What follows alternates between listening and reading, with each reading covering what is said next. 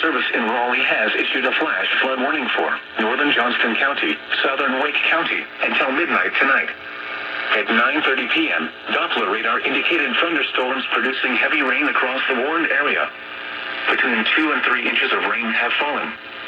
Additional rainfall amounts of 1 to 2 inches are possible in the warned area.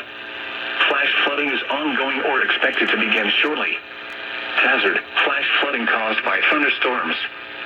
Source: radar. Impact: flash flooding of small creeks and streams, urban areas, highways, streets, and underpasses, as well as other poor drainage and low-lying areas.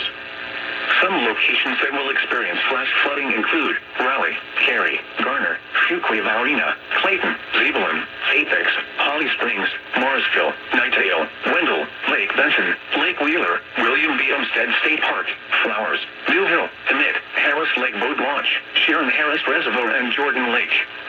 Turn around. Don't drown when encountering flooded roads. Most flood deaths occur in vehicles. Repeating, a flash flood warning has been issued until midnight Monday for the following counties in North Carolina: Johnston and Wake,